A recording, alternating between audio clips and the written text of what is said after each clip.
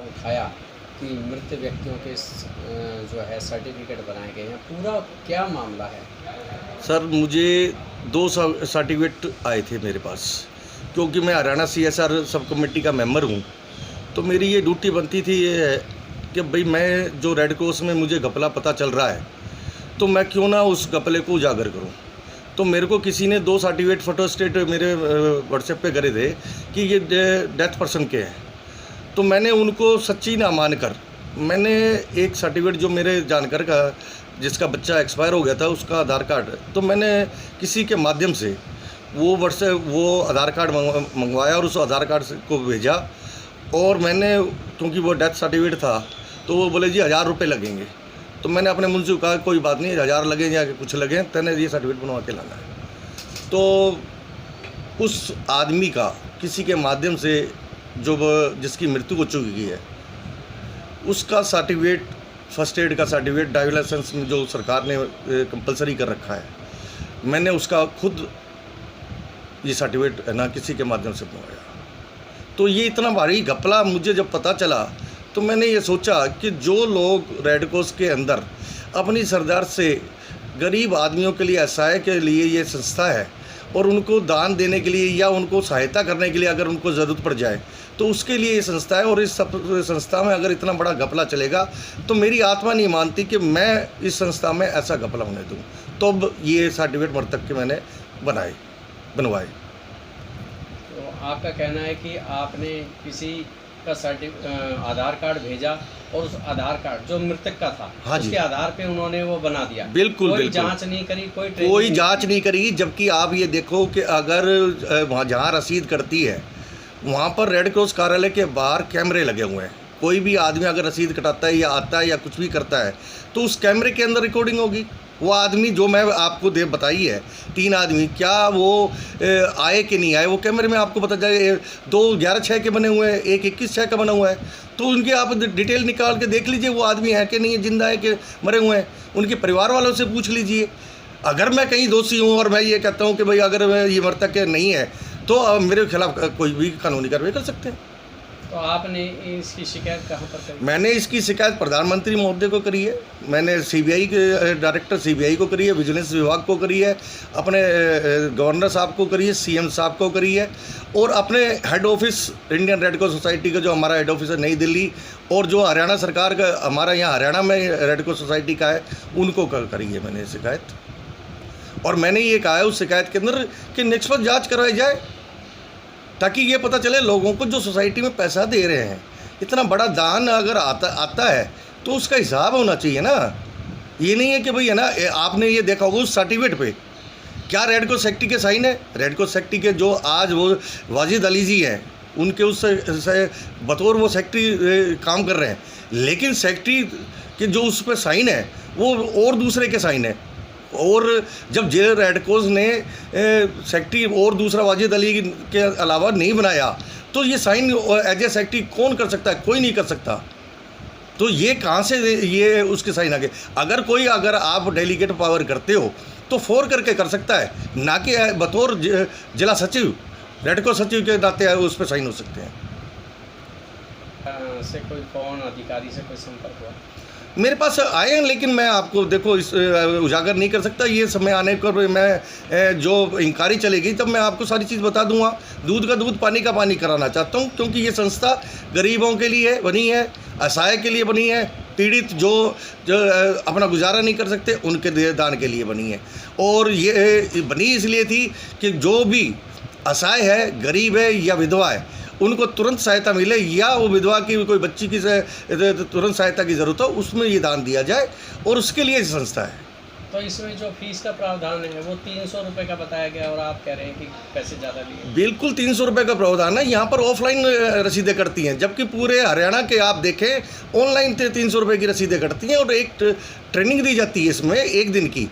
आप ये बताओ, जब मृतक का ये बन गया तो ट्रेनिंग किसको देते ही है? तो ये सब उजागर वाली बातें हैं। ट्रेनिंग किसको दी गई? यानी पूरी तरह फर्जीवाड़ा है। बिल्कुल पूरी तरह फर्जीवाड़ा है, और इसकी जब तक जांच नहीं होगी, यहाँ पर जिला रेड क्रॉस सोसाइटी में जो घपले चल रहे हैं मैं उसको बेखूबी उजागर करूँगा जब तक मेरा कार्यकाल है। बनवाए हैं, इसमें क्या कार्रवाई की जा रही है और किस तरह से बनाए गए? जी, मैं आपको बताना चाहूँगा कि एक हमारे सुनील भार्गव साहब हैं, उन्होंने ये एक शिकायत पत्र माननीय उपायुक्त महोदय को भेजा है, जिसकी प्रतियां हमारे उच्च अथॉरिटीज़ को भी उन्होंने की है। बाकी मुझे पहले अखबार के माध्यम से पता चला और अभी मेरे पास वो शिकायत की कॉपी भी आ गई है। तो जहाँ तक इसमें शिकायत को मैंने पढ़ा है, इसमें शिकायतकर्ता ने बेसिकली 3 आरोप लगाए हैं। पहला आरोप ये है कि रेड क्रॉस रेवाड़ी में जो ये वनडे बेसिक ट्रेनिंग की फ़ीस है वो 300 रुपये है, लेकिन 800 से 1000 रुपये लिए जाते हैं। तो देखो जी, इस मामले में मेरा कहना ये है कि ये बिल्कुल गलत बात है। मेरे कार्यालय में इस तरह की पॉसिबिलिटी है ही नहीं, और यदि कोई इस तरह का आदमी अगर कोई काली भेड़ होती है वो कर रही है, तो naturally it is part of the inquiry, उसको हम ज़रूर कराएंगे। बाकी मेरा मानना यह है कि 300 रुपये लिए जाते हैं, 300 रुपये की रसीद तत्काल उसे दे दी जाती है। जहाँ तक दूसरे उनका एलिगेशन है कि भाई राज्य शाखा जो है वो ऑनलाइन ट्रेनिंग का प्रोविज़न है, लेकिन रेड क्रॉस रेवाड़ी ने ऑनलाइन ट्रेनिंग नहीं करा के ऑफलाइन कराई है, और जिसका कारण ये है कि जो ये करप्शन वाला वो जो जिस तरह इशारा कर रहे हैं, तो इसमें मेरा कहना ये है कि यस, स्टेट ने ऑनलाइन ट्रेनिंग का एक ठेका दिया, और एक प्राइवेट एजेंसी है जिसको ये ठेका दिया, जो पूरे हरियाणा में ये ऑनलाइन ट्रेनिंग दे रहा है। लेकिन इस मामले में मैं आपको बताना चाहूँगा कि मेरा जो एग्जीक्यूटिव बोर्ड है, जिसके अध्यक्ष हमारे माननीय उपायुक्त साहब हैं, उसके अलावा जो उसके सदस्य हैं हमारे डिस्ट्रिक्ट ऑफिसर्स इंक्लूडिंग एडीसी साहब, एसडीएम साहिबान, सिटी मजिस्ट्रेट साहब और डिस्ट्रिक्ट ऑफिसर्स, उसके अलावा 3 उसमें हमारे सोशल वर्कर भी मेंबर हैं। उस बोर्ड के सामने मैंने ये रखा कि भाई स्टेट ने ये फैसला लिया है। तो बोर्ड ने पूरा उसको डिस्कशन करने के बाद में ये पाया कि भाई फर्स्ट एड की ट्रेनिंग जो ऑनलाइन नहीं हो सकती, क्योंकि ये एक प्रैक्टिकल बेस्ड ट्रेनिंग है, तो इसलिए हम ये ऑनलाइन नहीं करेंगे और हम इसको ऑफलाइन ही करेंगे और प्रैक्टिकल फर्स्ट एड की ट्रेनिंग देंगे। तो इसलिए वो बोर्ड का फैसला है, इसमें मुझे अपने बोर्ड का फैसला इम्प्लीमेंट करना है। रही बात तीसरा जो उनका एलिगेशन है कि कुछ मरे हुए लोगों का सर्टिफिकेट जारी हुआ है, तो पहले तो मैं एक बताना चाहूँगा, जाहिर सी बात है कि ये एक सर्टिफिकेट का काम क्या है, ये बेसिकली किस सर्विस के लिए ये इस्तेमाल होता है। That is only one issuance of the driving licence. तो उसका प्रोसीजर ये है कि आवेदनकर्ता आएगा और अपनी डिटेल्स रजिस्टर में मेंटेन करवाएगा कि उसका आधार नंबर क्या है, फ़ोन नंबर क्या है, और he has to put his or her signature on the register. तो उसके बाद में उसका ट्रेनिंग किया जाता है, और ट्रेनिंग करने के बाद में वो जो हमारा ले लेक्चरर है जो ट्रेनिंग कर रहा है, वो बाकायदा सर्टिफिकेट फिल करेगा और साइन करेगा, और उसको जो हेड ऑफ दी सीओ जो चीफ एग्जीक्यूटिव ऑफिसर है, यानी वो मैं हूँ, भेज देगा। तो on the basis of report of the ले लेक्चरर मुझे उस पर साइन करने होते हैं, और वो पावर मैंने, चूँकि अलग अलग ट्रेनिंग होती है, एक दिन में कई जगह ट्रेनिंग चलती है, तो वो पावर मैंने डेलीगेट की हुई है श्री मस्तान को। तो जाहिर सी बात है, अभी मेरे पास कोई ऐसा एविडेंस है नहीं कि भाई मैं जिसमें ये कह सकता हूँ कि ये मरे हुए लोग हैं। तो नेचुरली इट नीड्स इंक्वायरी इसकी मेरा पर्सनल मानना यह है कि करानी चाहिए, और जो भी दोषी हैं उनके ख़िलाफ़ बिल्कुल कार्रवाई की जानी चाहिए। तो ये मेरा पर्सनल है, बट इसका डिसीजन जो अथॉरिटी है that is our deputy commissioner. Red cross की कॉम्पिटेंट अथॉरिटी इस पे डिसीजन के लिए वो हैं हमारे डिप्टी कमिश्नर, और उनको इस पे डिसीजन लेना है कि वो इस पे इंक्वायरी खुद करते हैं, किसी अधिकारी से कराते हैं या किसी एक्सटर्नल एजेंसी से कराते हैं, और वो होनी चाहिए, मेरा अपना मानना ये है। बट मैं उनकी पावर के बारे में सर्टिफिकेट आपके डिपार्टमेंट ने सर्टिफिकेट जारी किया, जाहिर सी बात है कोई जिंदा है, आपके सर्टिफिकेट के अनुसार आपने विवाह किया। नेचुरली कोई लेकिन कहीं ना कहीं तो आपके कर्मचारियों में इस तरह का फर्जीवाड़ा हुआ है। देखो अगर जी, मैं ये आपकी मृत बात लोग हैं से मैं आपकी बात से बिल्कुल सहमत हूँ, लेकिन इसमें थोड़ा सा फ़र्क समझने की ज़रूरत है।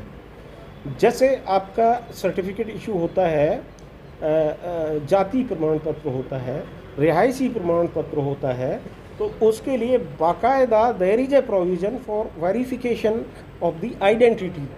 तो वहाँ तहसीलदार साहब उस पर रिपोर्ट लेते हैं, कंसर्न पटवारी की होती है, उसमें एक सरपंच की होती है या नंबरदार की होती है या पार्षद की होती है, तो वो सर्टिफाई करता है कि हाँ ये जेन्युइन यही आदमी है।